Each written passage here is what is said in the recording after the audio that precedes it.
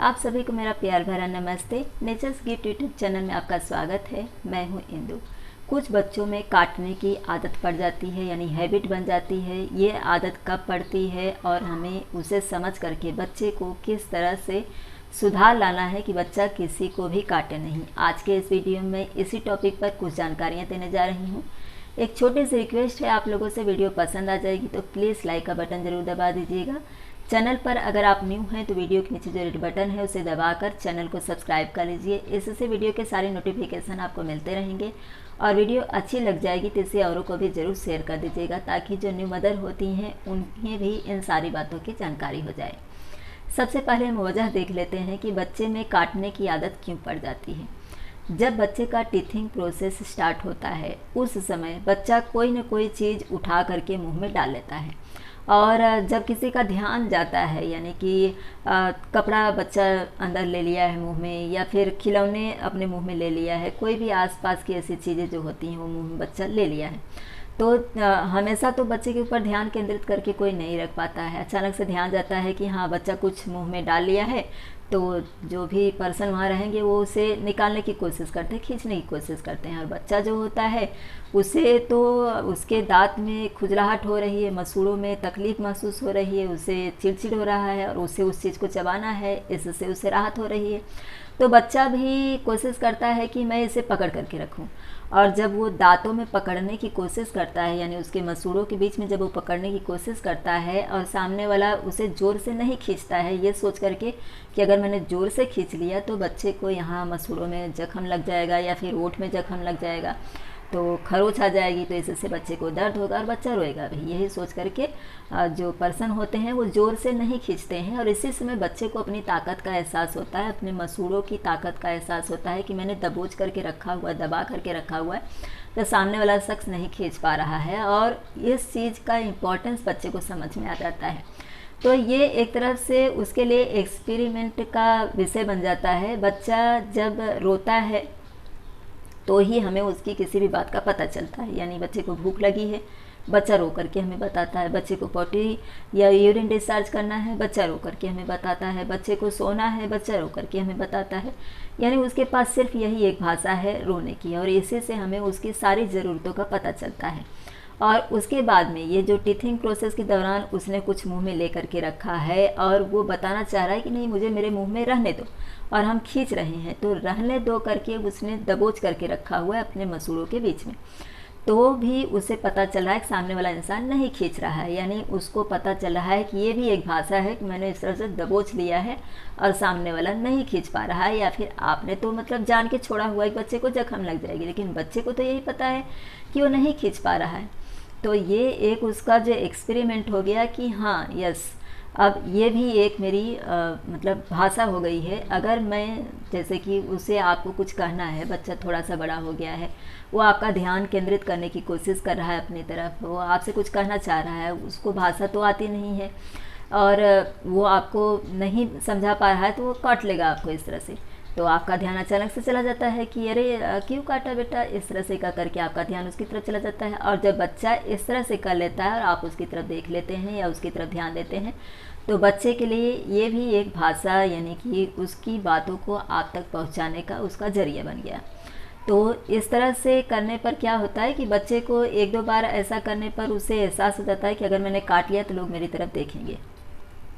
ये एक वजह होती है, और ये आदत ज़्यादातर बच्चों में तभी ही पड़ती है जब बच्चे का टीथिंग प्रोसेस स्टार्ट होता है, और उसी समय से अगर हम उसे सुधार लेते हैं, जैसे कि उसमें जो कुछ मुंह में डाला हुआ है उसमें गंदगी लगी हुई है, इसीलिए हम उसे खींच रहे हैं, तो हम पहले से ही सावधान रहें, बच्चे की तरफ ज़्यादा ध्यान दें। और जैसे टिथर हुआ वो 3-4 आप ले लीजिए एक्स्ट्रा, जिसमें आपको पता चलता है कि बच्चे का टीथिंग प्रोसेस स्टार्ट हो गया है, तो 3-4 ले करके रखिए, उसे अच्छी तरह से धो करके फ्रिज में रखिए। और जो कैरेट होता है यानी गाजर जो होता है उसे अच्छी तरह से छील करके धो करके ऐसे फ्रिज में रखिए। तो इससे क्या होगा, जैसे ही आपका बच्चा मतलब आपको लग रहा है कि ये अब अकेला है, वैसे तो ज़्यादातर कोशिश करिए कि जिस समय बच्चे का टीथिंग प्रोसेस है आप ज़्यादा समय बच्चे के साथ स्पेंड करिए। उसका ध्यान जो है वो जैसे कि खिलौने, आप जैसे कि खिलौने लेकर के आप खुद बच्चे के साथ खेल रही हैं, जब आप देख रहे हैं कि बच्चा मुंह की तरफ लेके जा रहा है, तुरंत आप फ्रिज में से टीथर निकालिए, उसे पकड़ा दीजिए। तो उस चीज़ को आपको खींचने की ज़रूरत नहीं पड़ेगी और बच्चे को उस चीज़ को अपने मुंह में जबरन रखने की ज़रूरत नहीं पड़ेगी, आपने तो खुद ही उसे दिया हुआ है। तो वो जो उसको ऐसा है कि मैं इसको दबोच के रखूँगा तो सामने वाला नहीं खींच रहा है, इसकी ज़रूरत उसे नहीं पड़ेगी। वो अगर उसने फेंक दिया, उसे ऐसा लगा कि नहीं यही चीज़ मैं क्या बार बार चबा रहा हूँ, तो आप दूसरा वाला पकड़ा दीजिए। और जो वो टीथर होता है वो अलग अलग डिज़ाइन का, अलग अलग कलर का लीजिए, तो इससे बच्चे को भी थोड़ा इंटरेस्ट आता है। और इसके अलावा बच्चे को जैसे कि बाहर लेकर के थोड़ा जाइए, उसका मूड फ्रेश हो जाएगा, उस समय वो कुछ चीज़ें देखेगा, तो इससे उसका ध्यान बटा रहेगा, चबाने की तरफ उसका ध्यान कम जाएगा, तो ऐसी आदतों का शिकार बच्चा नहीं होगा, यानी उसे काटने की आदत नहीं लगेगी। ये तो हो गया टीथिंग प्रोसेस की वजह से बच्चे में काटने की आदत पड़ती है, और उसके लिए आपको किस तरह से बच्चे को बहला फुसला लेना है, कौन कौन सी ऐसी चीज़ें देनी है कि बच्चे में काटने की आदत पड़े ही नहीं। जो कुछ आपने उसे दिया है उसे आपको खींचने की ज़रूरत नहीं है, और बच्चे को भी उसको मुँह में दबोच के रखने की ज़रूरत नहीं है। तो ये तो हो गई सावधानियाँ। अब इसके अलावा बच्चा कभी कभी तनाव की वजह से भी काटता है, जैसे कि सब कुछ बच्चे के लिए नया ही है, बच्चा अभी सब कुछ सीख ही रहा है, इसी में कुछ ऐसी चीज़ें हो जाती हैं जो बच्चे को नहीं समझ में आती हैं, और बच्चा नहीं समझ पाता है, तो इसकी वजह से उससे तनाव होता है, और उसकी वजह से भी बच्चा कभी कभी चिड़चिड़ाहट में काट लेता है। जैसे कि उसे कुछ चीज़ चाहिए और वो मतलब आपको समझा तो पा नहीं रहा है, और उसे ये भी नहीं बताने आ रहा है कि उसे ये चीज़ चाहिए, या फिर आप उसे वो चीज़ देना नहीं चाह रही हैं, वो चीज़ उसके लिए हानिकारक है, लेकिन बच्चे को वो चीज़ चाहिए। तो इससे बच्चे में एक अलग तरह का मूड होता है और बच्चा काट लेता है, क्योंकि उसे लगता है कि या तो उसके अंदर वो जो चिड़चिड़ाहट आ जाती है, वो गुस्सा आ जाता है, वो आपके ऊपर उतार देता है कि मुझे नहीं दिया जा रहा है। तो ये भी एक वजह होती है तनाव। तो आप बच्चे को समझने की कोशिश करिए। अगर ऐसी कोई बात आपको लग रही है कि जैसे कि बच्चा ये चाहता है कि आप उसके साथ खेलें, आप नहीं खेल रही हैं, या फिर बच्चा मतलब जैसे बाहर जाना चाहता है और आप नहीं सक्षम हो पा रही हैं, तो इन सब बातों को समझ करके बच्चे को प्यार से समझाइए। जैसे कि अगर उसे बाहर जाना है और बच्चा अभी बोल नहीं पाता है, और मतलब वो एक्सप्लेन भी नहीं कर पाता है कि उसे क्या चीज़ की दिक्कत है, तो आप बच्चे को समझाइए, बेटा तुम्हें बाहर जाना है, अभी हम चलेंगे, थोड़ी देर के बाद में चलेंगे, हाँ ओके, थोड़ी देर के बाद में। फिर थोड़ी देर बाद में आप अपना वादा ज़रूर पूरा करिए, उसे बाहर लेकर के जाइए, ताकि बच्चे को ऐसा लगे कि उसे जो चीज़ चाहिए वो आप अभी इस समय देने में सक्षम नहीं है, लेकिन जैसे ही आप सक्षम हो रही हैं आप उसे वो चीज़ देते रहिए। तो इससे बच्चा तनावग्रस्त नहीं होगा और ऐसी हरकतें नहीं करेगा। तो ये तो हो गई तनाव की वजह से भी। और इसके अलावा गुस्से की वजह से भी बच्चे अक्सर ऐसा करते हैं।